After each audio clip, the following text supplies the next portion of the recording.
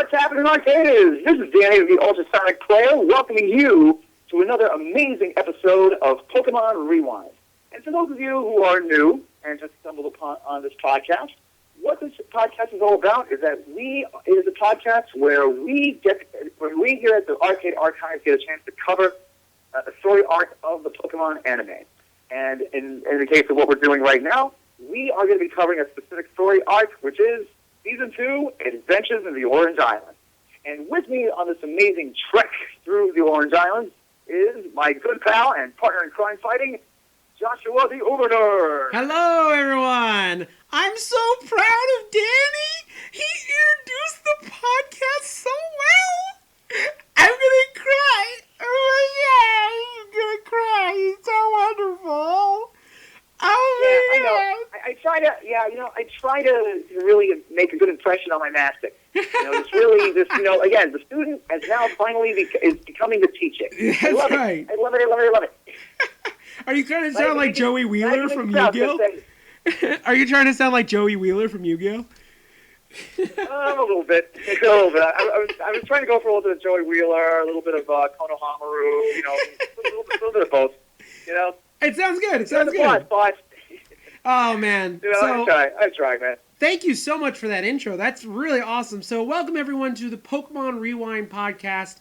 And we're really excited that you're here. If you're new to this, we're really excited that you're listening. If you're a Pokemon fan of any caliber, thank you for listening to this. We're going to jump into a brand new segment that I have just come up with in the last 5 minutes. That I think I'm going to try out, not every week, because not every week we're going to have Pokemon news, but this week we do. So welcome to our brand new segment, Pokemon News. So this week we had two news items that I just wanted to cover real quick. First, this is April, and April is the month of Jirachi. So if you have not gotten this legendary Pokemon yet, then go on to the Mysteries gift on your game. It could be Pokemon X, Y, Ruby, Omega Ruby, or Alpha Sapphire. You can actually download Jirachi for free. You don't have to pay for it. It is for free. And I kind of like Jirachi. It's a Steel Psychic type. Have you ever used a Jirachi there, Danny? Nope, I have not, but I'm really looking forward to using it as soon as I can. I've already gone ahead and gotten the Pokemon, so I'm just I'm just trying to level myself up so that way my Pokemon doesn't loaf around, and just obey, but still, I did get it, and I'm really looking forward to it. Good. To using it. Just remember, it is a level 100, so you technically can't train it. However, because most legendary Pokemon can learn pretty much most of any TM you give it, so you can kind of customize this Pokemon to however you want to do it. So this is a pretty cool Steel Psychic type. There isn't very many Steel Psychic types. The only one that's coming to mind right off the bat is Metang, who is an awesome Pokemon. Bronzor is another one now that it just popped in my head. And Steel Psychic types are pretty good, not bad. Their defenses, they're more of a physical defensive Psychic types, because more Psychic types aren't really physically defensive. They're more special defensive. This is both. Yeah. So this is a pretty cool Pokemon. It uses a lot of good moves. It also comes with a berry, holding on to a berry, and also Serene Grace, which means it doubles the effect of anything that you do. So that's pretty cool. Wow. Now, speaking of steel types, we have some news from a magazine in Japan called Koro Koro. And to tell you the truth, I'm really not surprised by this news. I really wasn't surprised. It didn't blow my mind. I just kind of found it, and I was like, oh, okay. But I figured I'd share it on the podcast here. So there's a new Pokemon, and we've talked about it before on the podcast. It's called Magneria, or Magneria. I'm really not 100% on how to pronounce it, so if you guys know how to pronounce it, please let me know at TailsFT Game Grid. So, anyways, this Pokemon, which kind of looks like a cross between a robot bunny and BB-8 from Star Wars The Force Awakens, is a new legendary Pokemon that will be in Sun and Moon, as far as we know. It's also going to be part of the new movie that's coming out in Japan this summer, which is going to star another Pokemon, which I'm excited to see. And it's the first water-fire type, which is kind of interesting. So but she's going to be in the movie as well, and so we get to actually see. We actually found out what her typing is, and surprise, surprise, she's a fairy psychic. She's a fairy steel type. So not a big surprise there, really, because I looked at her and went, "Oh, she's definitely has to be steel fairy." So you've seen this Pokemon, have you not, Danny? Actually, I have not. Oh, okay. Surprisingly enough. It's a newer Pokemon. They just announced it recently. It's going to be in the new movie. It looks, like I said, it looks like a cross between a robot bunny and BB-8. So. And what's the name of it again? Magneria? I don't know. It's a weird name. Meganium? Meganium. There we go. Here we go. Got it. All right. Fix it on the podcast. Yes. Well, thank God for Bulbapedia. There you go. It's a fairy psychic type, so that'll be interesting. Like I said, steel types I actually kind of like steel types. Even though they have a weakness to fire. Steel types are really good. I like a lot of the steel typing, and actually Klefki, even though a lot of people don't like it because of its design, is actually a pretty good Pokemon. It's a steel fairy as well. So can't wait for that. All right. So I think that's pretty much it. So let's go into our fun facts for our episode. Today's episode is called Wherefore Art Thou Pokemon. It is actually episode, this is episode 18 of our podcast, but this is actually episode 20 of the story arc. And we'll get into that in a second. But this is actually the 100th episode of the Pokemon anime, and it aired in the U.S. on April 22nd, 2000. So we're a little bit ahead of the air date, but pretty much a year ago this premiered on TV. No, several years ago, 16 years ago to be exact. Wow, time flies. I know. So it doesn't feel like it was that long ago. No. No, it doesn't. So let's talk a little bit about what I was talking about earlier about this being the 20th episode of the arc, but even though this is the 18th episode of our podcast. What happened was one of the episodes is actually skipped. Now, this episode, which is called The Mandarin Island Mismatch, actually did air in America. It was technically not banned originally, but the episode has now been banned, I guess, quietly. I guess they didn't flat out say this has been banned. It's been kind of quietly banned, and there was two reasons for the banning. First of all, I'm not going to go too into this because I like to keep this an all-ages podcast. But I will say that the character that they meet in that episode is Lorelei from the Elite Four. So if you remember the original Pokemon games, the Elite Four, you actually fight against Lorelei, and she is an ice Pokemon trainer. She has Dugong and a Jinx. I forget what else she has. It wasn't too many ice. Oh, Cloyster. She had a Cloyster. There wasn't too many technically ice types at the time because kind of water was also ice at the same time. It was weird. It was the first season. It was the first game, so so Ash meets Lorelei on this island, and the reason why it's not included in the DVD set on Netflix or even on Pokemon.com is for two separate reasons. A minor reason is because, let's just say, Lorelei is very, very traditional anime girl character. I'll leave it to your imagination because, again, I'd like to keep this a family podcast. So she's very anime. But the other reason... Yeah, that's definitely one way of putting it. Are you looking up the info right now?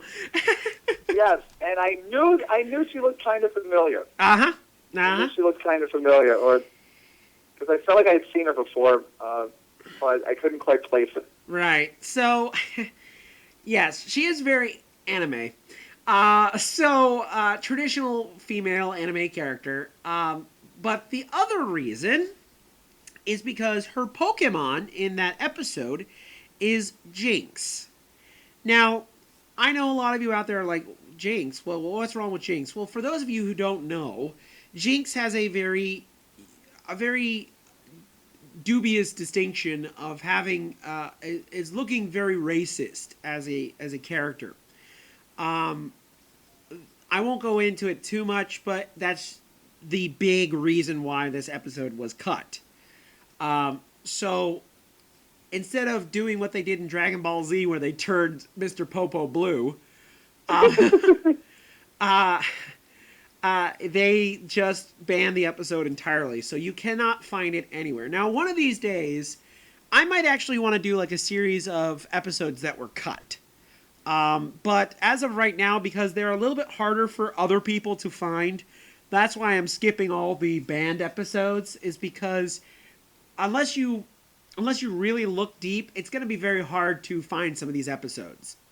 So that's why I've decided to not to worry about this episode, just kind of skip it and move on to our next one. So that's why this episode is Wherefore Art Thou Pokemon, just so you're aware. Okay? Anything else you want to add there, Mr. Danny? Yeah, I could definitely see. I could definitely see why they would ban such an episode. Although it's funny because back then there was more controversy over a certain episode that was banned from season 1 than there was than this one. But this one was kind of like quietly swept under the rug, in my opinion. That's pretty much. Yeah. So it's funny because normally when it comes to banned episodes, they tend to be pretty hard nosed about things like that. But hey, I mean, stay lucky. Yeah. So like I said, we're gonna skip that episode, and maybe eventually we'll come back to it. Maybe I'll do like a whole set of cut episodes. But for now, that's pretty much the biggest part of why we skipped it. Now, just a few fun facts about Wherefore Art Thou Pokemon. This episode is very loosely based off of a very famous play that you may have heard of by a very famous writer that you may have heard of called William Shakespeare. And he wrote a play called Romeo and Juliet that is extremely popular, and everyone and their mom should probably know at least the very basic premise of Romeo and Juliet. So I don't think I'm going to go really over the premise of Romeo and Juliet. No need to. But there's been many kind of plays very much like it. There's been movies. There's been, there was one with, I think Leonardo DiCaprio was in one of them. I don't know. Yep. Leonardo DiCaprio and Claire Danes. Yep. That's right. Wasn't that the one where they modernized it a little bit? Yeah. They tried to modernize it, but I don't know. I mean, it's like it's a pretty interesting take on the thing. I need to go back and watch it again just to really get a feel for it, because again, I had seen it in high school, but I really didn't pay too much attention to it. Right. But yeah, I definitely need to check that out again just to see how good of an adaptation it was. Right. Or not. So. But so this is very loosely based off of that, very loosely. So that's where the title of the episode comes from. And also, they do make some references to other Shakespeare's works in the episode as well. Specifically at the end of the episode, the announcer does make mention to another Shakespeare play.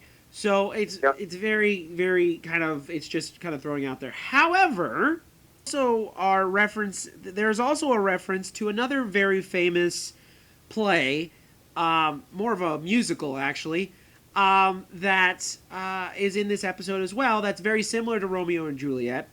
The two main Pokemon that we're going to be talking about in this episode today are two Nidorans, a girl Nidoran and a boy Nidoran.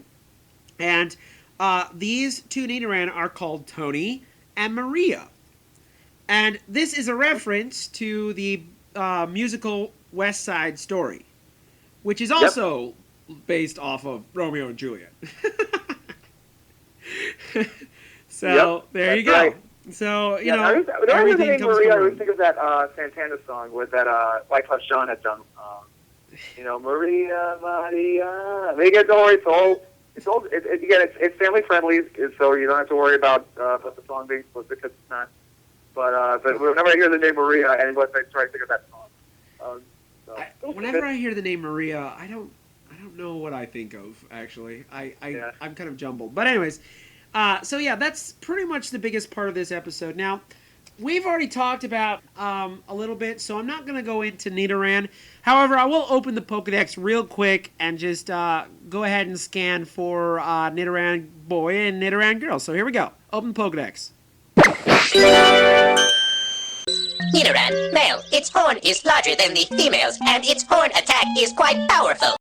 Nidoran, female. Its poison pin is quite powerful for its size, but its horn is smaller than the male's. So that's Nidoran girl and Nidoran boy. Now, one thing I did want to touch on real quick is the fact that in the first gen, this was the first group of Pokemon, both these Nidoran, that were female and male, and they were different. They looked different depending on their gender. Now, this was a thing that actually only were for the Nidorans. They didn't really do it for any other Pokemon until Black and White. Now, Black and White introduced more differences between male and female characters. Even though Silver and Gold introduced, male and female Pokemon, they didn't really show differences until Black and White. For example, a male Pikachu has the traditional, lightning tail, whereas the female Pikachu has more of a little heart shape at the end of her tail. Okay? And there's other differences too, like a regular Wobbuffet, a male Wobbuffet looks just like Jesse's Wobbuffet, so, Jesse's Wobbuffet is a male. The female Wobbuffet looks like it has lipstick on. Huh. Interesting. So there are some differences that they've added into the game over the years, but this is kind of that first idea of having a male and female Pokemon and having them different. Now, this is actually in nature as well. There are some animals out there that look different depending on not only just the type of animal they are, but also their gender. Like, for example, the one that popped in my head real quick was peacocks. Male peacocks are the ones with the big, beautiful feathers and the bright colors. And females are, well, brown. Yeah. That's pretty much the best way to describe them. I actually remember when I was a kid, there actually was a guy who had peacocks. And, oh my gosh, they were loud. They were very loud. Very, very loud. Those were loud birds. But yeah, that's the difference between the two. And you see this in nature a lot. Sometimes male and female, you can't really tell. I mean, with, like, for instance, like dogs, a lot of times, unless you know where to look, you can't really tell right off the bat what a male and female dog are. Okay? But for the most part, there are subtle differences between male and females, even in nature. And so this is kind of that first idea of that, and now it's implemented in the Pokemon universe through all Pokemon now. Okay? Now, not every Pokemon has subtle differences, just like in nature. There are some Pokemon that look exactly the same. There are no male Kangaskhans. All Kangaskhans are female. There are no male Chanseys. All Chanseys are female. So how did they breed? I don't know.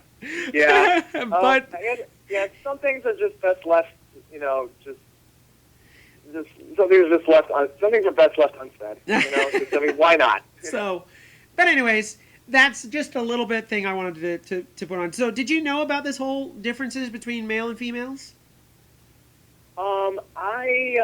I really didn't really take much notice of it. Of course, granted, I knew that both Nidoran and Nidorino, both the boy and girl Nidoran were the only real distinct Pokemon that had an actual gender. But it really wasn't until Gold and Silver that they actually started giving the Pokemon specific genders. Of course, boy and girl Nidoran were the only ones who stayed, pretty much the same. Right. And everybody else was pretty much assigned a gender, with the exception of Ditto. Yeah. And some legendaries. Which actually came in handy. Especially if you wanted to get a certain baby Pokemon and you really couldn't, and you had trouble finding two Pokemon of different genders. Right. Or excuse me, two similar Pokemon of opposite genders. Right. So I mean, and anybody who's played Gold and Silver, you'll know what I'm talking about. Right. I like the fact that in later games, which again I didn't even know this until you mentioned it. I love the fact that they actually are giving both male and female Pokemon little distinct little details, like with Pikachu, for instance, which you just mentioned. And I admit, I didn't even really take much notice of it, but again, I've been out of the Pokemon game for quite a while. And like I said, I peaked at Silver. Yeah. But again, I'm back in the game now, so literally and figuratively. So I'm definitely making up for lost time. So I'm definitely going to be keeping an eye out for that when I definitely go looking for Pokemon. And definitely seeing what differences they have. Some of and them not are, just on paper. Oh, sorry. Go ahead. No, I'm good. Okay. Well, some of them are very, very subtle. Like, for instance, Sneasel. The difference between a male and female Sneasel. Sneasel have this little thing on top of their head. It almost looks like a feather. A girl Sneasel has a shorter one. A male Sneasel has a longer one. So it's some of them are very, very subtle, and you probably couldn't tell unless you really looked. Some of them are different, like Pikachu's, but some of them are, there are no differences. They're just look the same. Bulbasaur all look the same. Charmanders all look the same. Squirtles all look the same. So, but it's something that I think added a little bit of variety to the Pokemon is by adding just subtle differences between genders. So I kind of enjoyed that. So anyways, I like that too. Yeah. So anyways, let's get into this episode now. What do you think? We're almost at 25 minutes here. Let's get into this episode. I'm sure these people are waiting. yeah, let's go for it, man. All right. So to remind you, this episode is called Wherefore Art Thou, Pokémon? All right. So this is the first episode in a long time we've actually had a Pokemon in the title. It seemed like when the series first started, all they did was just add Pokemon to whatever title they were going to add. It was always, I choose you Pokemon, or Pokemon Emergency, or Pokemon this, or Pokemon that. And then after a while, they kind of got away from it. But I think, and especially now with these episodes, in the second season, they kind of got away from that. But I think this is the first one that we've had in a while that has Pokemon in the title. So anyways, we start off our episode in a quaint little village. I know this is different from most of the other times that we've started our episodes, but it's a quaint little village, and Ash and friends are actually walking through this little village, and it looks very European, European, and in fact, they even make mention to the fact that it looks like this looks like something out of a storybook, or looks something from Merry Old England. Which, can I pause for 2 seconds? Again, they reference real-world things. This is like the third or fourth time that they mentioned a real-world thing. First it's with the Vikings being in Minnesota, and now they talk about Merry Old England. Just wanted to stop there for a second and just say, so now we're looking around the quaint little village, and Ash kind of wonders if they had Pokemon centers back in olden times, which I'm sure they probably did. This is Pokemon, so I'm sure in olden times they had Pokemon centers. Oh yeah, I wouldn't doubt it. Yeah, but so anyways, he's wondering about this, and then all of a sudden he hears a girl screaming out, "Maria, where are you?" And they look over, and this little girl, has blonde hair. She's kind of wearing a red kind of dress with like a pink shirt under. She has pigtails, blue eyes, and she's calling out for her Maria. Now, of course, Ash and company meet up with this little girl, and so the little girl is kind of asking for some help, and they're like, well, what can we do? And she says, "Have you seen my little Maria?" And of course, they don't know who Maria is. So they ask, "Well, so who is Maria?" And so she says, "Oh, I'm sorry, you're new here. So Maria's my Pokemon. She's a Nidoran." And Ash goes, "Oh, Nidoran, huh? Okay, let me look him up in the Pokedex." So she kind of, as Ash pulls out his Pokedex, she's kind of describing what Nidoran looks like. And I kind of like this animation, even though I'm sure if you're a fan of Pokemon, you already know what a Nidoran looks like, both male and female. Do we really need to describe what she looks like? I think really. I think it's just a way of probably, I guess you could say cartoon logic, where basically to the casual fan or maybe just a beginner, right? Who probably don't know who these characters are. I guess it's just a way to kind of introduce them to who and what these characters look like and everything else. Although, granted, given that the girl does give a pretty apt description of a girl Nidoran, it really wouldn't be that hard to figure out. But given that this is a Pokemon that actually has an actual nickname, clearly there's going to be something distinct about this specific Pokemon, besides just looking like a girl Nidoran. That's true. That's a true statement. At least that's the idea that they're trying to put across. Right. I do like the animation though, because it looks like a lump of clay that's, as she's describing it, is kind of like molded into the Nidoran. I kind of like that. I love the animation. The animation is really, really awesome. I don't know who did it, but that animation looks great. You can tell they took some time on that, and it really looks good. And so, of course, Ash pulls out his Pokedex and looks up Nidoran. Now, when Nidoran comes up, it's pink, has big ears and a big horn, and of course, the Pokedex says Nidoran male. Now, this girl then, of course, says, "Listen, that's a boy Nidoran. I'm looking for a girl Nidoran." And Ash is like, "Oh, there's a girl Nidoran?" And so she's like, "Yeah." So he looks it up in the Pokedex, which, to tell you the truth, he looks it up pretty fast, specifically because the old Pokedex took forever to find Pokemon. So I just want to throw that out there. It would have been interesting if they actually had shown a screen, with the word loading on it, and then all of a sudden, then you actually like for a second or two, and then have it cut to a picture of the girl Nidoran. of the girl Nidoran. So that would have been like, okay, it's like, oh great, even Ash has to deal with loading issues like we do. Right. And so we get a little description. You've already heard at the top of the podcast what the description is. So we get a little description about the girl Nidoran. And so all three of our heroes decide to help out this girl find her Nidoran. So they're going throughout the village and they're looking for this Nidoran. And Ash is calling out, "Here, Nidoran, where are you, Nidoran? Hello, Nidoran, are you there?" And Misty turns to him and goes, "Hey, Sherlock, this would probably be better if you called out her actual name." And for 2 seconds, I'm like, Sherlock? What does that have to do with anything? Well, given that Ash and Misty always have this banter where Ash is trying to one up her and go, "Hey, I know what I'm doing." Right. Misty apparently just I that was more like just a means of being. I think that was just Misty's way of saying, "Hey, Mr. Know-It-All, here's a little suggestion for you." Right. Though I do think Misty didn't have to be so harsh, but I don't understand. That's a side point. But my thing is not the quip that she made. My thing is the reason they should call him Sherlock.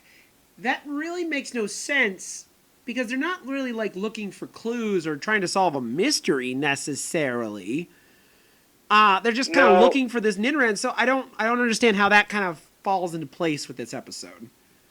I think in the context, it's really just, like I said, probably just Ash trying to be, even though granted he obviously wasn't trying to be a know-it-all, but he was just trying to like figure out, okay, how do I get this Pokemon's attention again?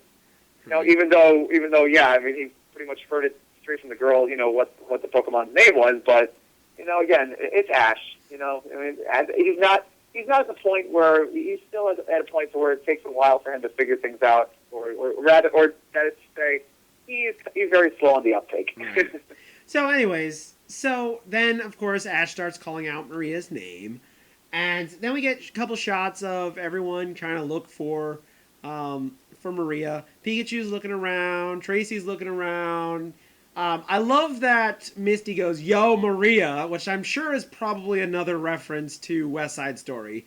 I'm not. Yeah. I don't know West Side Story all that well. I know the general idea of the story. I don't know any kind of reference. So I'm guessing that's a reference to this to the story as well. So she yells out, "Yo, Maria," and then we get Tracy, and then we get the little girl, and they're all looking. And then all of a sudden, Pikachu spots something. He spots some fruit. Now, this is probably my favorite part in this whole episode. So anyways, Pikachu's looking up at the fruit and going, "Oh my gosh, that fruit looks amazing. I want to eat it." And then he's kind of like, "But I kind of have to help find this Pokemon." So then he's like, Maria. And as he's doing this, he's slowly getting closer and closer to the tree. Yep. So, I mean, I don't see her over here. Because I really do like that thing, because it's kind of Pikachu's biggest thing, being like, okay, you know what, I don't really want to take a break, but that fruit looks just too tempting. And you know what, I'm just going to look over here on this side of the park, and I'll just snag a few pieces of fruit while I'm at it. She might be up the tree. She might be up that tree, who knows? Exactly. You never know. Gotta be very thorough when it comes to looking for Pokemon. I love this little character moment for Pikachu. There's not very many character moments for Pikachu. Like there's not very many character moments for Ash, but this little moment for Pikachu makes me so very happy because it shows Pikachu. It shows Pikachu being a realistic character. He really is hungry and he wants that fruit. So what do? Yeah. You just kind of pretend that you're still helping, but you're gonna go eat that fruit. Yeah, I really do. Like I said, I really do like. I do like that. I mean, again, because we're always told that Pokemon have their own, feelings and personality. And believe you me, this little scene really showed that Pikachu's got his own little personality to a T. It is my favorite scene in this whole episode. I died laughing because, and not only that, but also the animation on Pikachu is done so well. Because you can see him he's still calling out for Maria. He's looking out. He's still looking around, but he's going to get closer and closer to that tree. All right, so moving on. Ash is calling out for Maria, and then all of a sudden, you hear somebody else calling out, but it's a different name. Now, this is a little boy, and he's calling out for another boy. And so Ash and Misty come up to this kid, and the kid comes. Kid asks them if he's seen his Tony around. Now, then Ash is like, "Well, what kind of Pokemon is this thing?" And he goes, "Oh, it's an Nidoran." And as he's talking to this kid, as Ash and Misty are talking to this kid, Pikachu has lost all interest in fighting Marie. Yep. And then knocking away. He's not even pretending anymore. He's just sitting there eating. Yeah, he's just like, oh man, looking for Maria really worked up an appetite. I think I'll take a break for a few minutes. But anyways, so he goes, "That's a Nidoran," and then of course Ash again pulls out his Pokedex as the boy is kind of describing the Nidoran. I think again, just like with our first picture, we get a really just, again, really wonderful animated of a lump of pink clay turning into a Nidoran. And we get to see what a Nidoran looks like. And then, of course, Ash, again, pulls out his Pokedex and looks up Nidoran. And this time, though, he pulls out the female one. And then, of course, the boy was like, hey, no, it's a boy. And so then, of course, he looks up the boy. And we get a very slight description of Nidoran boy. Okay? So anyways, so then, of course, as they're talking to this boy, Tracy and the girl come up and try to see if they had found Maria. And of course, Ash and Misty are like, no, we haven't yet found him yet. And then, of course, the boy and the girl see each other, and right away they go at it. The boy calls the girl a kidnapper, the girl calls the boy a kidnapper, and they just both argue back and forth, about being jealous of each other's Pokemon, and, how dinky their Pokemon is compared to yours, and it's just this huge argument between both these kids. And then it all culminates into them grabbing sticks and start trying to beat each other. I wonder what that's all about. Yeah, I mean, looking at that scene, it's like, okay, seriously, you two are fighting. Why again? I mean, and furthermore, you don't even know if the other kid supposedly kidnapped your Pokemon or not. So what? But then again, these are two rivals. We've already set this up. They're both rivals in this town. Yep. They're both very well known in this town. We've already set that up too because they established the fact that they didn't. At first, they asked them where Tony or Maria was, and they just assumed that they already knew because they know everyone in the town. However, because our heroes are new to the town, they don't know anything about these Pokemon. So it already shows that everyone in the town already knows these two, this boy and this girl. They're already very popular, I'm guessing. So it already kind of sets this up, and the fact that they're rivals, and so we already kind of get that already. Now, as these two are tuckered out from fighting each other, I don't know how long they fought with each other, but apparently it's tiring. However long they did it, it's tiring. Meryl comes up, Tracy's Meryl comes up and tells them that he's heard something and to follow him. So Tracy and everyone go ahead and follow. So Tracy and them decide to go, but before Tracy and all of them can start, the boy and the girl jump up and run right over Tracy. Pretty much. They pretty much flatten them out like a pancake. Here's the thing, though. Meryl was the one who knows where these Pokemon are. Where are they running to? Yeah, I mean, but then again, it's kids that are even younger than Ash, or they look younger than Ash. All right, they look a little bit Misty, younger. So yeah, I would say probably about a year or two. I'd say probably about a year or two by the look. So yeah, I think it's kind of one of those. Okay, they're gonna leap before they even look. So so, anyways, Tracy gets run over, and of course, we see the two running into this flower garden, and they finally find the Nidoran. And their Nidoran are, shall we say, very, very close to each other. They're kind of nuzzling each other. Yep. You can see that they are definitely, I'm not going to beat around the bush because they're hiding behind a bush. They are very much in love with each other. And Tracy sees it, and right off the bat, he wants to make sketches. So, whatever.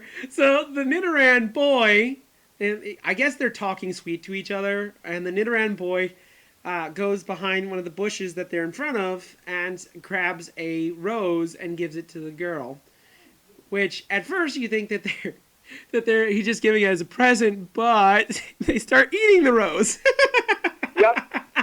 Yeah, as soon as I saw that, I'm like, he's not presenting that to her. This is the flower for her to have. They're going to eat that thing. They're going to eat that thing. So they start eating the rose, and look at that. He shares the little the last rose petal with her. Oh, isn't that cute? Yep. And then they kind of like go back and forth. No, you have the last piece. No, you have the last piece. Oi, one of you eat it, please. Yeah, exactly. You know, or better yet, just split it down the middle and and chow down. I mean, you guys are already almost done eating that rose anyway, so you might as well just. They're in the goo-goo phase of love right now, where everything is wonderful. Yep. Everything is awesome. No, you hang up. No, you hang up. No, you hang up. Oh, good gravy.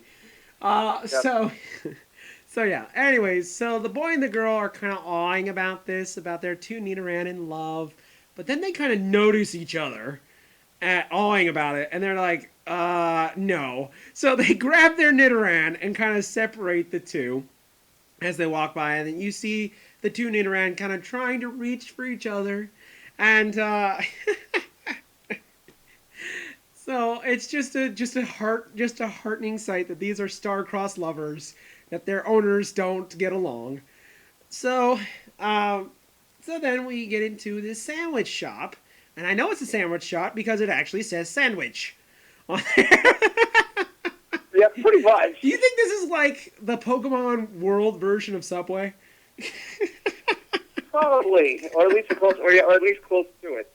So anyways, they're in this restaurant. They're probably just finishing up a meal, and so they're talking to the cook, I guess, because he has a cook chef's hat on, and he talks about the boy and the girl, which we find out finally that their names are Ralph and Emily. And so he tells the group about how Ralph and Emily have been kind of rivals for like ever, since they were like babies, which is weird. But apparently, for some strange reason, these two kids keep catching the exact same Pokemon over and over and over again. And over again. And, yep. As they're doing so, they're like, well, my Pokemon's better than yours. My Caterpie's better than yours. Oh, no, my Raticate's better than yours. My Oddish is better than yours. And this even culminates because they have Pokemon contests here, which technically they don't really introduce a official Pokemon contest until Ruby and Sapphire, but we're not going to go into that right now. But anyways, so we find out that they had a Pokemon contest here, and they actually tied for first place, and that's where their Nidoran met and kind of fell in love. Love at first sight. Oh, wonderful. Yep. But even though their Nidoran are totally enthralled with each other, their owners hate each other. They hate each other's guts. So this is, again, very much in the same vein as Romeo and Juliet. Although these are more about Pokemon. So as they're walking back, probably to the Pokemon Center, the group kind of just talks about how this is a real shame that these two Nidoran are in love, but they can't be together because their owners are buttheads. That's the best way I can describe it. They're buttheads. Yeah, pretty much. That's the best and most family appropriate way I can explain. I can. Yeah, I mean, they're both too stubborn. Buttheads. Yeah, pretty much. They're buttheads. There's no other. It's true. There's really no other way to put it, but that basically. So, anyways, as they're walking, you see the boy Nidoran, Tony, and he runs past them, and so they decide to follow him to see where Tony is going off to. Just in case he gets lost again, they can find him. And so Tony runs right to where Emily's house is, and of course Maria is on the balcony, and they're talking to each other, which again is very reminiscent of Romeo and Juliet. Yep. So talking on the balcony, and so they're talking to each other. What they're saying, we don't know, because they're Nidoran.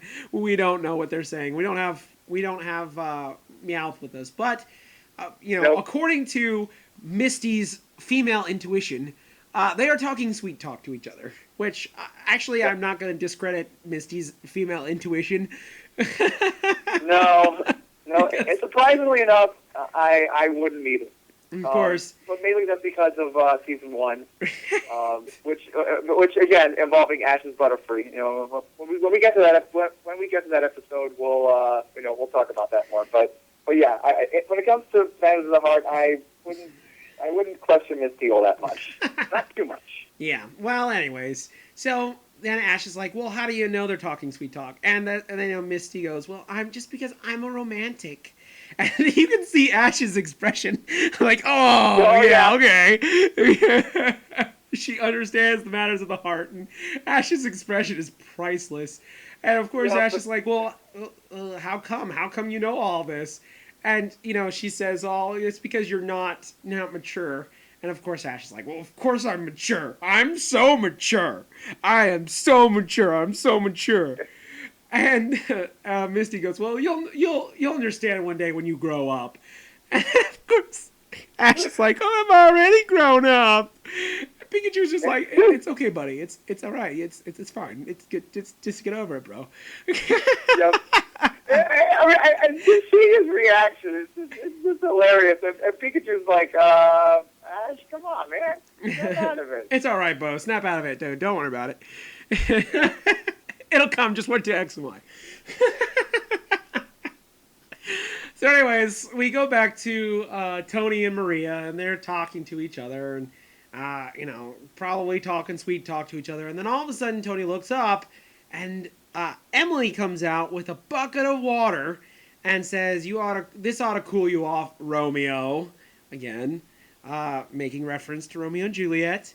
And sprays a bunch of water onto Tony, who is now all wet and very sad. And of course, that's when Ralph comes along and sees what Emily had done to his poor Nidoran. And of course, this even fuels the fire even more between the two of them. And so then Ralph grabs Tony and they walks over to his house. Now, here's the best part of this whole thing. That these two are neighbors. They live right next to each other. Yep. So here's my question. Why did Tony have to run over to the house? That's a question. I didn't even think of that. I mean, it would make more sense if basically he lives, say, like several blocks away. Then then I can see why Tony would do that. But if they live basically that close to each other, literally next door, why would Tony have to, dash? Why would Ash and his friend see Tony dashing halfway across the street? As though he lives all the way on the other side of town. I don't know. Maybe he was trying to get an engagement ring. Do Pokemon do that?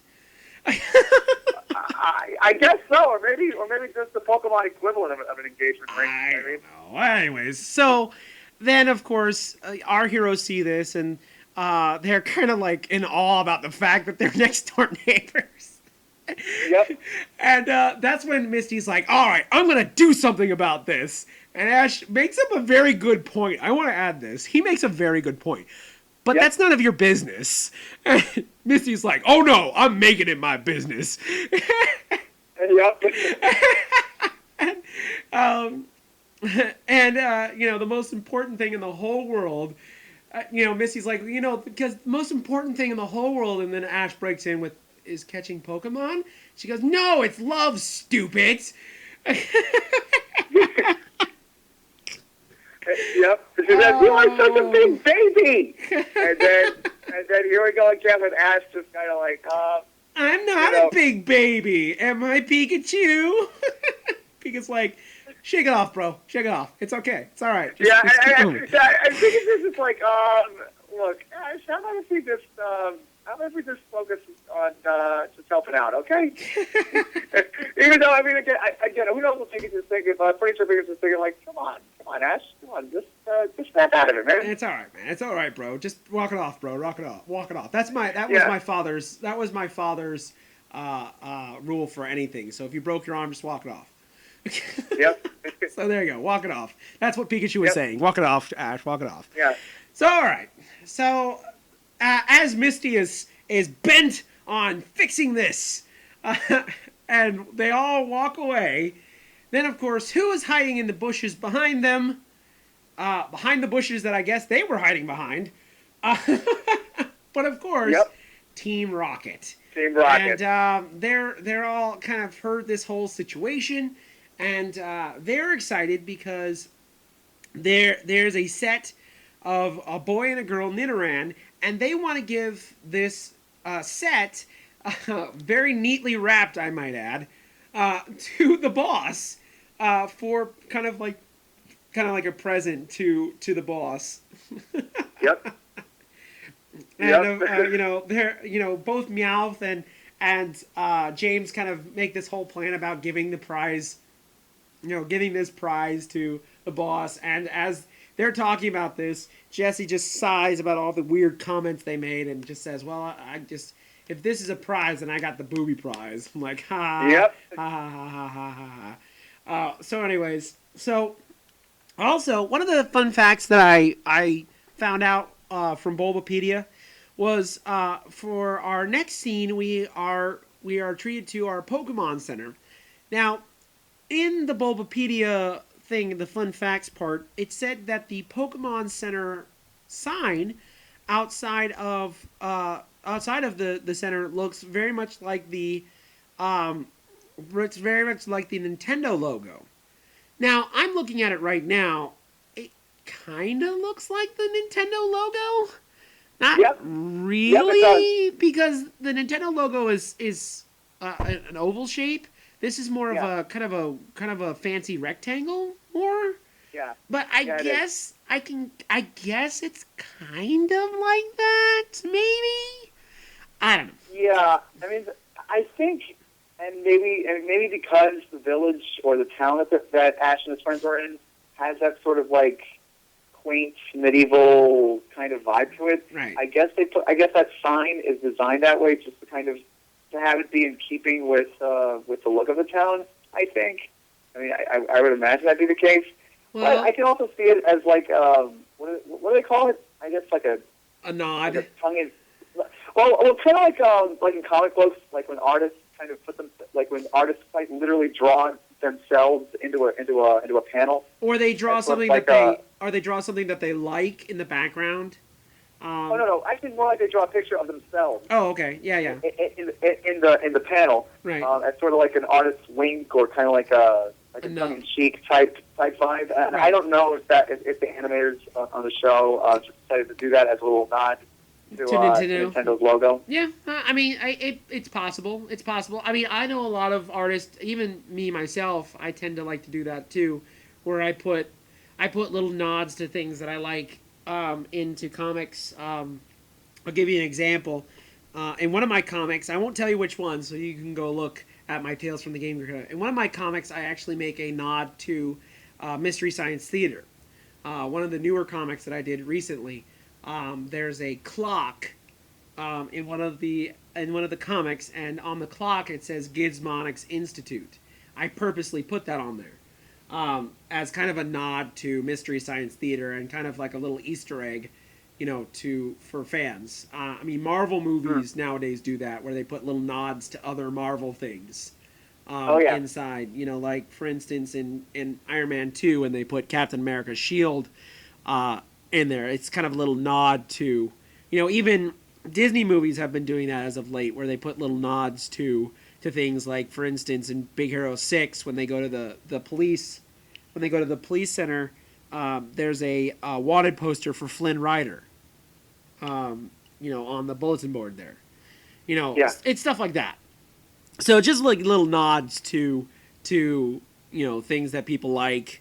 I know one of our pod friends from The Reasons I'm Broke, they have a friend who is a professional comic book artist who's actually a fan of their podcast, and in one of his issues, he actually put the logo for their podcast in their comic.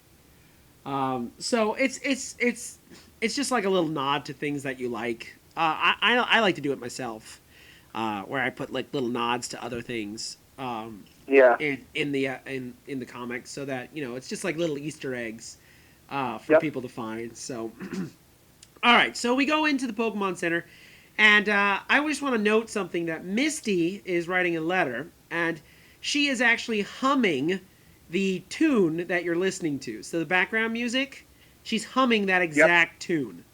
So if you listen to her humming, she's actually humming that exact tune. Background noise, the background music for that. So Ash comes up to Misty and is like, what are you doing? And Misty's like, I'm writing identical love letters to both Ralph and Emily. And her plan is that these letters are going to kind of to kind of get these two together, so that way their Nidoran can be together. Now Ash is like, do you think this will work? And of course Misty grabs him and says, of course this is gonna work. And then she kind of goes through her plan while angrily grabbing Ash. Yeah, very angrily. Yeah, the love letters will reach each other. They'll fall in love with each other and kind of see that they're actually not enemies. And Ash, Ash says, well, can't you be arrested for mail fraud? And that moment I just slapped my face. I'm like, oh gosh, Pokemon, why? I get the joke, but really. Yeah, I mean, I had to put something in there. I mean, what else could Ash say at that point? And then, of course, Misty then makes the quip again that, of course, Ash is not mature enough to understand this plan. And, of course, Tracy comes up and puts his 2 cents in about it. He says, you know what? This kind of situation is very similar to you and Ash. And then they both give Tracy this, stare of daggers. Yep. And they both at the same time yell at each other, you must be crazy. Oh, boy, yeah. I mean, oh, my gosh. And, this is good. This isn't the first time that we actually have that kind of implication. Because after all, in the episode where Brock leaves and stays with Professor Ivy, where Team Rocket kind of makes that same where they kind of insinuate that Ash and Misty both have blushes on their faces. You can clearly tell in that scene. And it's just like, yeah, Ash, Misty, you two could say this, you could deny it all you want, you can even say that we're all lunatics, but you're not really fooling anybody. Even if you yourself don't even realize it. Hey, I don't know, man. I hate to disappoint all the Misty and Ash shippers out there, but I really have to say there hasn't been a female character yet that Ash has reciprocated feelings for. We've had characters before where they kind of fell in love with Ash. Yeah. And, Ash and Misty have been a thing for a long time. People have been wanting to group them together for a very long time. However, I'm not opposed to the fact that Ash and Misty, could be together as, a couple. But, however, in the new series, X and Y, I think we're seeing signs of Ash actually reciprocating his feelings of love to Serena. Because, as of other characters who have just, they just hint at the fact that they might like Ash, for X and Y, they flat out tell you that this girl is in love with Ash. There is no secret between this. But I think, and I haven't seen many of the newer episodes, but I think that also Ash is kind of showing signs of the fact that he may actually like this girl. Which is another reason why a lot of people think this may be Ash's last season as the main protagonist. Whether that's true or not, I doubt it. But this is where just one thing I just wanted to tie on real quick is that this is the first time I've actually kind of seen kind of that kind of thing between Ash and a girl. So other people have seen there are people out there who ship. And for those of you, again, who don't know what the word shipping means, it means relationship. The people who put relationship, who are fans of a relationship. So there are people who ship together Misty and Ash. There are people who ship together Ash and May. There are people who ship together Iris and Ash, and there are people who are really vocal about Ash and Dawn. Do I have a problem with all these? No, I mean, you become a fan of some of these things, but am I 100% on board with any of them? No, not really. It's just whoever the writers decide, that's, who they go with. And whether Ash will ever be in a relationship or not, romantically, we don't know because he's still 10 years old. Yeah. So, so I'm not really worried about that as of right now. Yeah. I mean, somehow I don't think they're going to make that the focal point no. of the series. I mean, it may be a little implication here and there, which I think probably is the best way to go. Right. Well, that's kind of what they're doing with X and Y now. So, they're very much implicating that Ash may actually have feelings for Serena. So, whether that's actually true or not, we shall see. But when we get into X and Y, we'll definitely talk about that a little bit more in depth. Yeah. Okay, so let's go back to Team Rocket, shall we? Because, that's how the episode goes. So we're going back to Team Rocket, and so now we learn about Team Rocket's plan to get these Nidoran together. And Jessie, just like Misty, has a plan so that way these Pokemon will come with them willingly. They don't have to necessarily steal these Pokemon. Jessie has a plan to actually get these Pokemon to go on board with them. And so what is this plan exactly?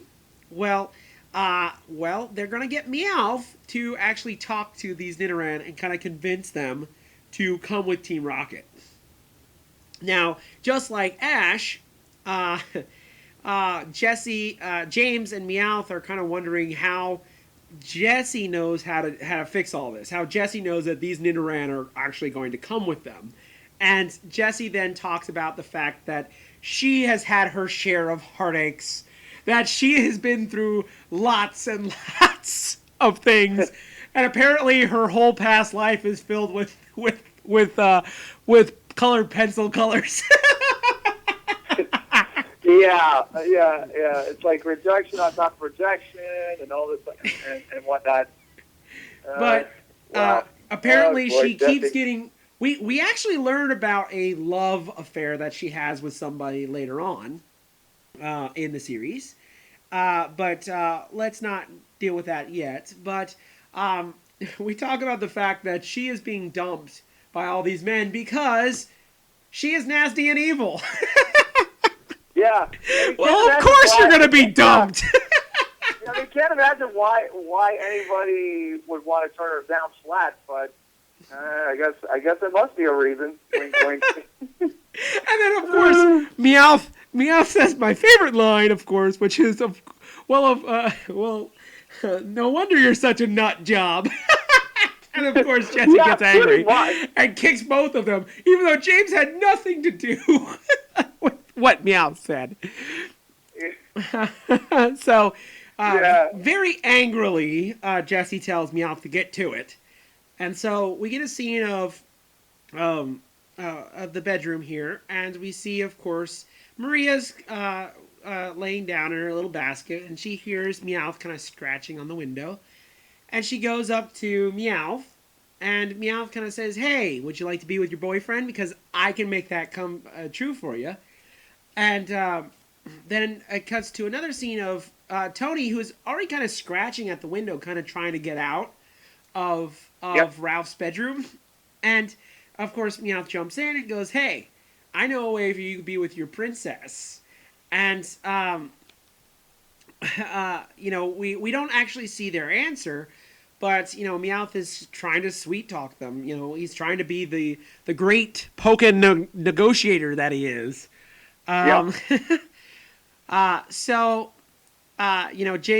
Jessie tells James that they're going to tell him that they're going on a honeymoon, but instead of going on a honeymoon, they're going to just take them to the boss.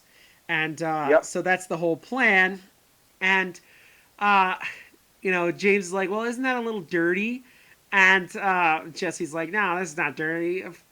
But if we're going to get this Pokemon, of course we have to play a little dirty. So Meowth comes in, and he's a little bit bummed. And, of course, everyone's like, the both of them are like, oh, what's going on, Meowth? What happened? And Meowth's like, yeah, they're not budging. Neither of them want to leave their owners at all. Even though they love each other very much, they also love their owners too, and they don't want to just leave them. Now, this enrages Jesse to no end. And so now, because they can't get them to willingly go with them, of course, what is their next plan? The plan that they're not so good at, but they're going to do it anyways. Yep. Nidoran plan number 2. Yep, they're going to actually go ahead and kidnap the Nidoran. Yeah. And cut to James basically saying, I was afraid of that. Right. So, now we go back to, we're now in the morning, and the gang is hiding behind a tree. Like, how are they hiding behind the tree? We can only see their heads. We can't see we can't see their other ends. Cartoon logic, folks. Yep. So they're kind of hiding, waiting for the two kids to kind of meet up. And of course, who shows up? But of course they do. And one of them has a bouquet. The girl has a bouquet of flowers. The boy has a new jet plane that Misty had purposely bought for the both of them. And, she's confident that this is going to get them to fall in love with each other and kind of, settle their rivalry between the two of them. Now, when the two see each other, Ralph is like, why did you send me this stupid letter? And, the girl also is like, yeah, why did you send me this stupid letter? And then, of course, we find out that the girl is allergic to flowers. Whoops. And the boy gets sick on airplanes. Oh, yeah. So of course, the Misty's plan backfires, and they start fighting each other with sticks again. What is this all about? Why? I don't understand.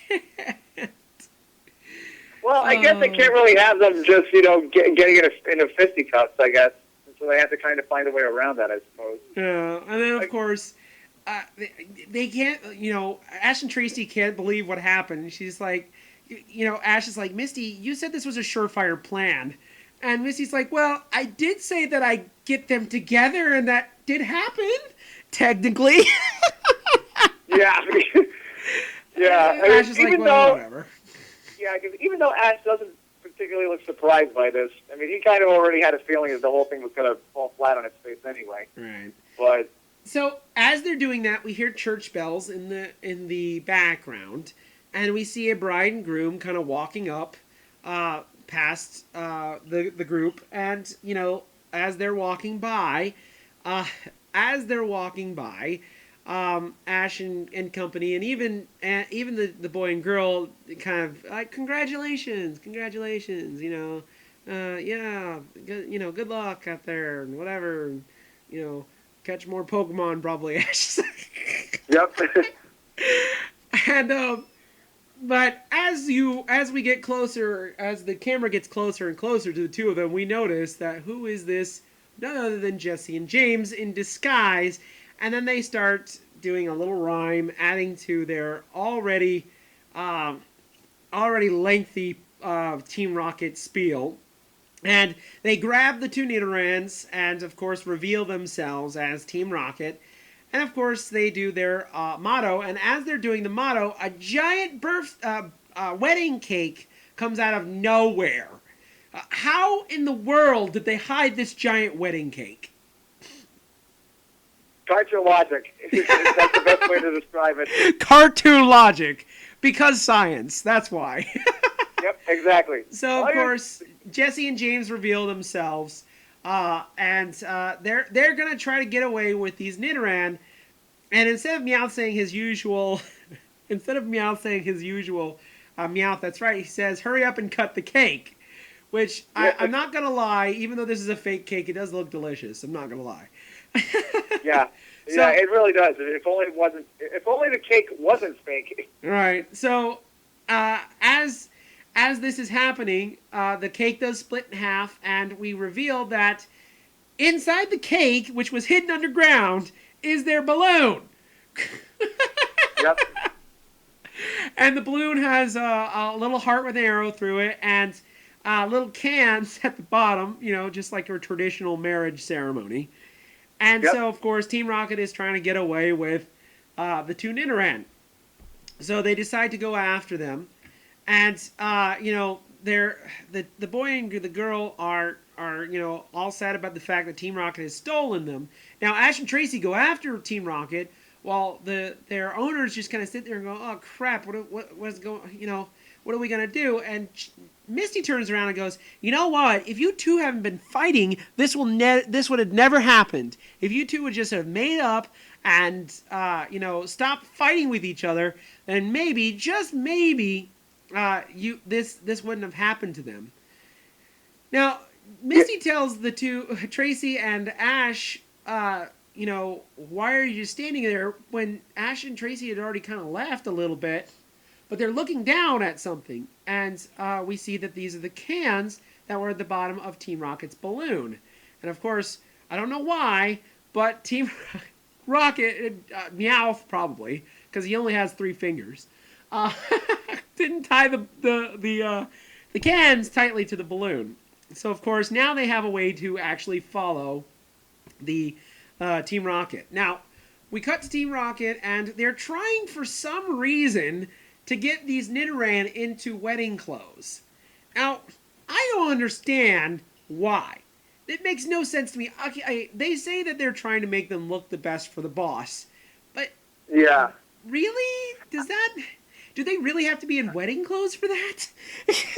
Well, I guess maybe Jesse and James figured, hey, since these two Nidorans want to be together and whatnot, and since we did say early on that we were going to give them a bit of a honeymoon of sorts, at least dress them up so that way, so at least to show that we did kind of meet it to some extent. I don't know. But again, cartoon logic, folks. Cartoon logic. What are you going to do? All right. So, anyways, as they're trying to do this, a can is thrown right next to where Meowth is standing, and they all look, and guess who's standing there? Of course, our heroes. And Ash is like, yeah, I bet you didn't expect this. And Team Rocket's like, well, how the heck did they find us? And then they follow. For some reason, the group grabbed a bag and put all the cans in like a recycling bag. Yep. Why did they do that? They're in a hurry. They're trying to get the Nidoran back. Yeah, that really doesn't really make a whole lot of sense. But whatever. They're trying to be heroes. They're our heroes. So Meowth is like, well, I should have tied them a little tighter, I guess. And actually, it was James who said that. But right. Well, of course, because Meowth is the one who tied them, I would assume. Him only having 3 fingers. Probably why. So anyways, so of course we get our Team Rocket battle for the episode. So Jesse pulls out Arbok, who starts to attack Tony and Maria. Now the boy and girl then go ahead and call out an tackle attack. So the both of them tackle Arbok and knock him out like instantly. Like, wow, Arbok must be a very low level. Yeah, or either that or Tony and Maria have obviously been trained by Ralph and what's her name? Emily. Ralph and Emily, to where they're probably at a higher level than they look. I guess so. Well, anyways, so James pulls out Victory Bell, and instead of the usual Victory Bell going after James, this time Victory Bell goes after Jesse. Yep.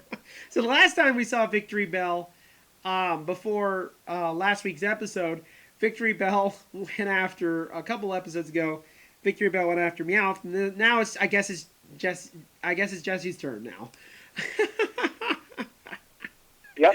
So anyways, so then of course, Emily and Ralph go ahead and call out the attacks. Nidoran goes after Victory Bell, and Maria goes after Victory Bell, and Tony goes after Arbok. And, of course, the two of them fight together very, very well, because they're in love.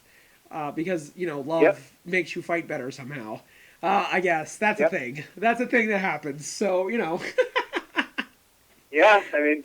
This is our first look at a double battle, which is my favorite type of battling in Pokemon. I'm not going to lie. I'm just going to throw it out there right now. Yeah. I love double battles. So that was one of my favorite things that they added in the third one. So anyways, we're not going to go too in-depth on this battle. Let's just say Tony and Maria really help each other out. They help fight each other. They help fighting Arbok and Victory Bell. And Emily and Ralph realize that their Pokemon are fighting really well together. And so, as they're doing this, they kind of realize that, maybe Emily isn't so bad, or maybe Ralph isn't so bad, So the both of them are just, they're winning, they're winning.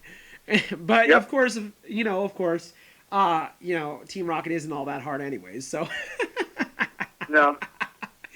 So as they do that, they call out Fury Swipes. Both of them call out Fury Swipes, and then of course you get the traditional Japanese, the traditional anime blush. You see the both of them blushing because they called out the same attack, and then of course they do double kick, and of course for some reason, because they call out double kick, the both of them kick. Yep. I don't know why, but of course, whatever. Whatever. Let's just scoot over that real quick. So anyways, they fight off Team Rocket, and Team Rocket kind of retreats to not get blown away. Well, we think they are retreating, but of course Meowth pulls out a giant vacuum to try to bring up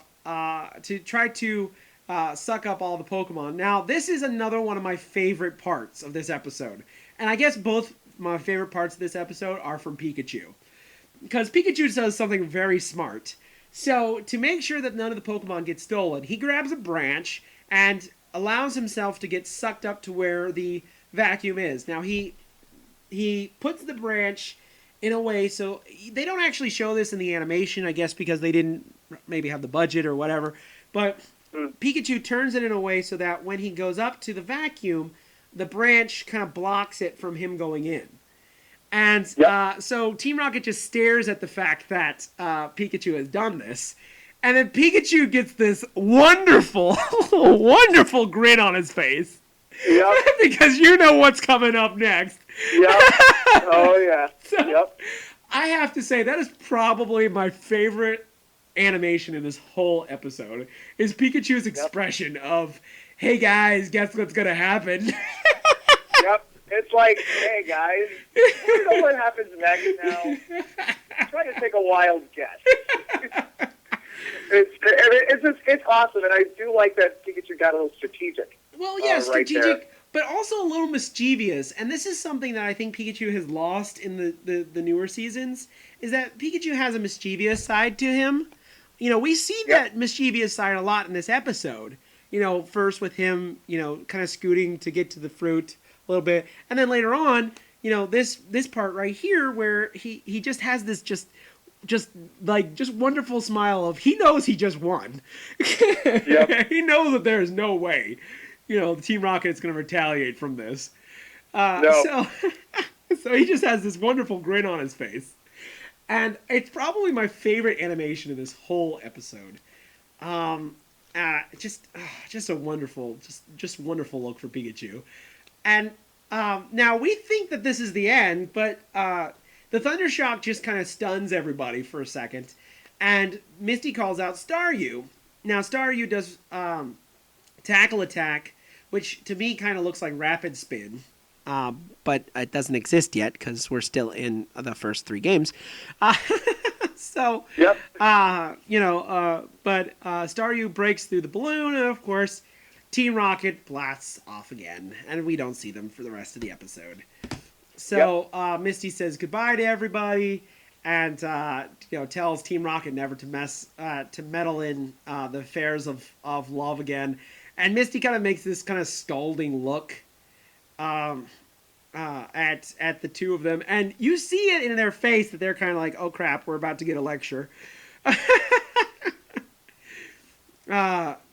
So Misty kind of gives this like little lecture of how their Nidoran, are so great together, and they're tearing them apart, and they're not making their Pokemon be happy.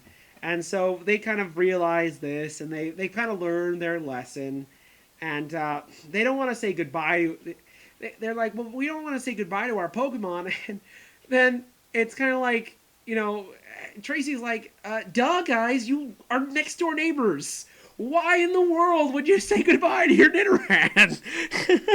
Yeah, I mean, I guess it's one of those things where I guess they feel that if they let their Pokemon be together, they think, oh no, we'll never see them again. But then the realization of the fact that they're neighbors. So anyways, Tracy makes this plan about them making a little house for their Nidoran in between the two houses. So this is kind of a cool idea, and so they all decide to kind of do that. And so they both make like a truce, and the Nidoran are super happy with each other. But we're not done yet, because the two Nidoran kiss, and the moment they kiss, they start glowing, and you know what that means. It's time for an evolution. And so the two Nidoran now evolve into a Nidorino and a Nidorina. So, so they evolved. Because, of course, you know as well as I do, it's one of the weirdest breeding things about these Pokemon are Nidorina and Nidorino can't breed with each other, which is really weird. They can't breed with each other until they evolve to Nidoking and Nidoking and Nidoqueen. So I don't know why, but that's just a thing. So of course, then Tracy says, "I wonder if they evolved from the battle or from the kiss." And Misty, who is blushing a little bit, grabs Tracy's sketch pad and slaps him with it as she's blushing. And Ash goes, "Wow, can two people really change from just a kiss?" And Misty goes, "Well, I guess we'll find out ourselves someday." And then they kind of make this very long little look on Ash. Of course, this is the moment where a lot of Pokemon, a lot of Misty and Ash shippers are very excited. And fuels their fire. Yep. So, anyways, so we say goodbye to Ralph and Emily, and we say goodbye to all of them, and of course, we leave. We think we saw the last of Team Rocket, but of course, no, we haven't. They've been hit up into the church bells that we heard earlier, and the funniest part is that Victory Bell has actually taken the place of one of them. Yep. And so, of course, the narrator says, "All's well that ends well," which, of course, is a reference to another William Shakespeare play. And Team Rocket breaks the fourth wall and says, "All's well that ends well," that has a familiar ring. I'm like, oh, guys. Oh, guys. Oh, please. So, then, of course, we end the episode. The end. So, that's it. Now, let's get into our pros and the cons for the episode. And I always like to let you go first, my friend Danny. Let's start off with our pros for this episode. Did you like this episode? Well, that's kind of tough to say because I mean, granted, don't get me wrong. I mean, I am a sucker for romantic stuff, specifically romantic comedies. But this episode did not really hit that level of entertainment value for me. Yeah. I mean, it's one of those episodes that you can bypass and not really miss anything. Right. But there are a few little moments that I did like. particularly with Pikachu kind of sneaking away to snack on some fruit while they're looking for Maria. Right. That was pretty cool. And of course, just the Ash and Misty banter, which never really gets old, Right. for the most part, or at least at this point in time, Right. in the saga. So that's pretty cool, and it's pretty obvious that Ash still has a whole lot to learn in regards to human interactions and things like that. Because he was that more so that than in catching Pokemon and whatnot. But, believe it or not, in the mythos of Pokemon, Ash and Serena actually met before Misty he met Misty. So yeah, if you go back to X and Y, Serena and Ash met when they were very, very young. Professor Oak had a summer camp, and that Serena was a part of. So they've already set up the fact that that Misty and Ash, that Serena and Ash know each other even before Misty and Ash did. So, whatever. Like I said, I'm not a shipper. I don't really do shipping. I do like a few groups, and sometimes I even think it's kind of funny to to see some people's their proof for this stuff. I'm not gonna lie, I'm a sucker for some romance too. I will admit I like romance too. But I'm not like I don't go around and ship characters. I hope. I hope for things. Yeah. But I'm not like I'm not a shipper. But anyways, so I will have to say for me, I like this episode. Yeah. And I think out of all the throwaway episodes that we've seen so far in this arc, this is probably one of the episodes I actually didn't mind all that much. Is it my favorite episode in this arc so far? No, absolutely not. However, it is a pretty tight story. Now, does it really have to do anything with Ash being in Orange Islands? No, absolutely not. This has nothing to do with Ash being in the Orange Islands. This has nothing to do with him getting badges. Because believe it or not, Ash is supposed to be getting badges. Yeah. Yeah, it's like, oh, wait. You mean Ash has to get some badges so he can compete in a big tournament soon? Right. That kind of thing.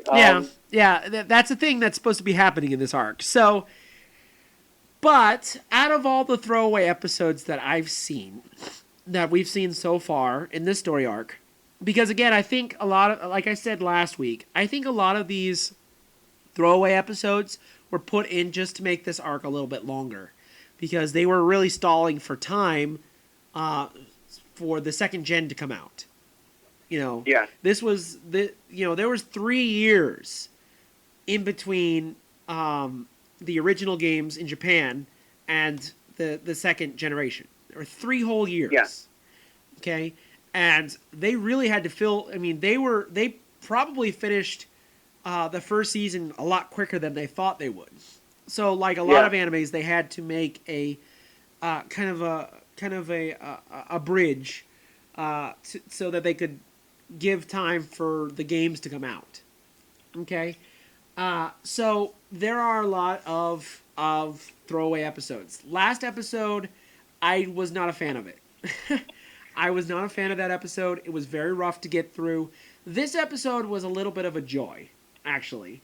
After the last episode being a really rough for me, this was actually kind of a joy. It was an episode that didn't take itself seriously, but it was kind of a tight episode, and it had a really good story, even though it technically was ripping off of Romeo and Juliet. Yeah. Yeah. It still had a pretty good episode. I mean, that's not a bad thing. Sometimes, referencing something else tends to help. Yeah.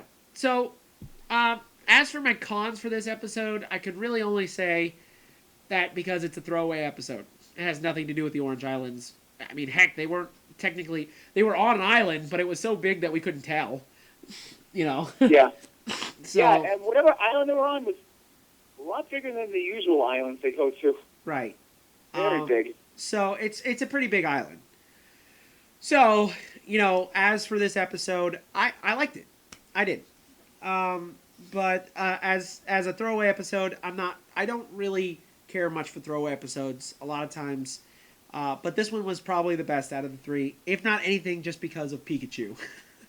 Yeah. Yeah, Pikachu definitely had some cool moments. Between the fruit tree thing and then being able to stop Team Rocket with the branch, those were very. Pikachu really had a lot of cool moments here. Yeah. So, anyways, that's pretty much it. Anything else you want to add about this episode, Mr. Danny? Nope, not that I can think of. Okay. Nope, All that's right. pretty much it. All right. So, before we get into our next episode, let's go ahead and go into our next segment of the podcast where we're talking about how you can get in contact with us. Yay! So, Mr. Danny, where can they find us? Well, the listeners can find us over at Arcade Archives, where you can find all sorts of geeky goodness, ranging from video games to articles, blog posts, and all sorts of things, retro video games, and just special events coming up. Awesome. And for me, in my case, you can also find me on fanfiction.net under the pen name Ultrasonic, and I am on Instagram as Ultrasonic Guy. Awesome. Yeah, we are part of the Arcade Archives network. We are a network of nerd-related things. And like Danny said, you can find us on thearcadearchives.com. We have other podcasts besides this one. We have The Electric Circus with me and Raygun, and also Danny. We have Cartoon Connoisseur Theater with myself and all kinds of different people who join me. Danny also has joined me a couple times. My Uber mom was on an episode. Sayako was on an episode, a couple times. Our friends Dave was on the episode as well, a couple episodes as well. So we have a whole bunch of contributors to the site. So feel free to go on the site and look us up. If you're listening to this on on Facebook, if you're listening to this on YouTube, please make sure you subscribe and like and comment too. What did you think about this episode? What did you think about Wherefore Art Thou Pokemon? Did you like it? Did you hate it? What did you think as a story in this overall arc here? So please let us know. Also, you can comment if you're listening to us on the website as well. Just go up to the top right of the post and you'll see a little word bubble. Just click that, and if you've clicked on the post, just scroll all the way down and there's a little place for you to comment as well. Now, also on the site, you can not only just listen to podcasts, but we have articles like Danny's article, the video game Boombox, which just recently you put up Dr. Mario song, didn't you? Yep, that I did. That's because you were sick. Yeah, I was sick.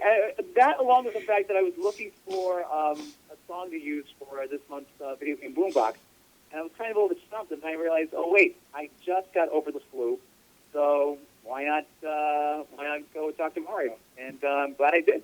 Yeah. So yeah, check that out. We also have, of course, my monthly webcomic, Tales from the Game Grid. Every month, we'll be coming out with a comic. And this month is a very special one. I know I've been teasing it for the last couple of episodes, but it's really, really cool.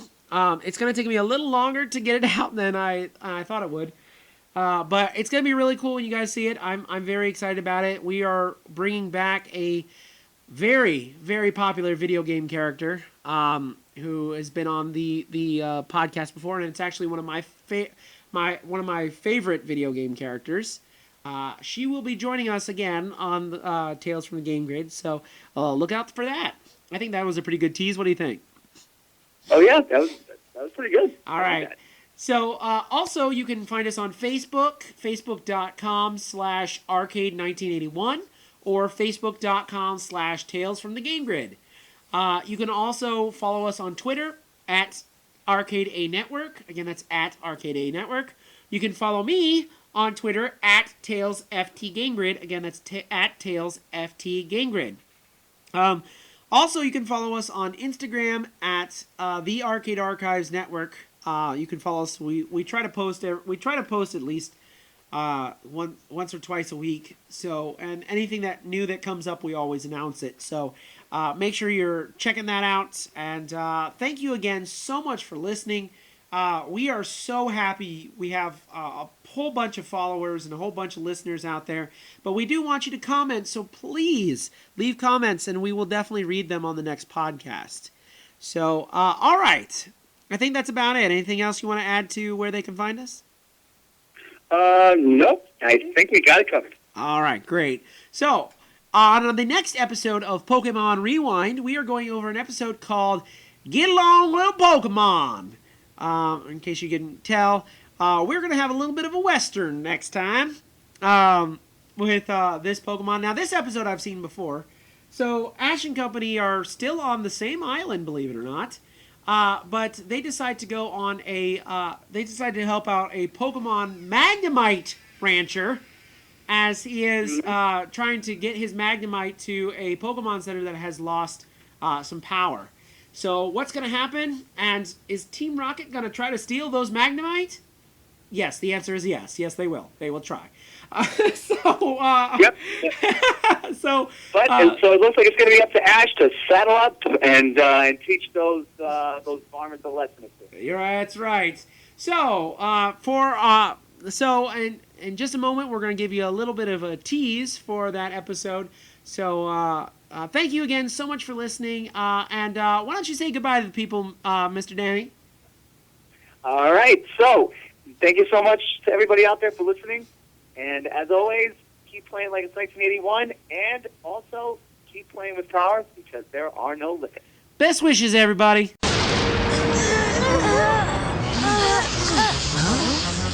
B?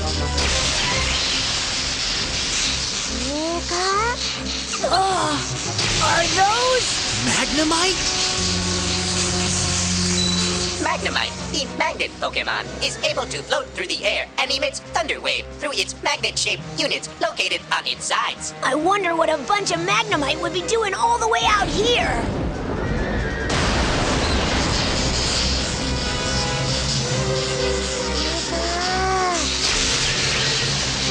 Look at that. Looks like the Magnemite are absorbing the lightning. Jolt. Ash, that's a Jolteon.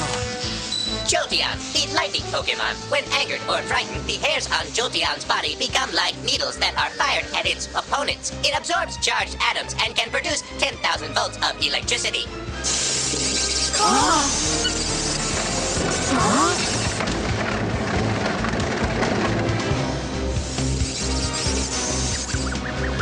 Hop in, pilgrims! Hurry! You'll be safe from the lightning in here.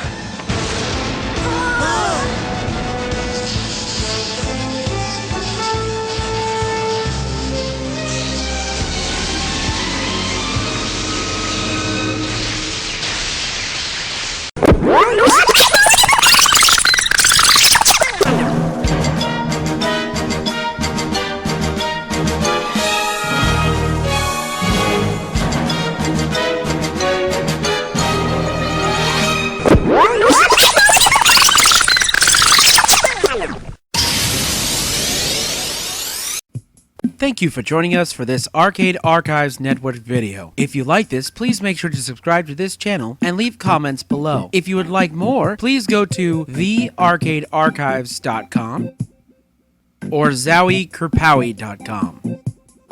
Thank you so much once again for joining us for this Arcade Archives Network video, and don't forget to keep playing like it's 1981.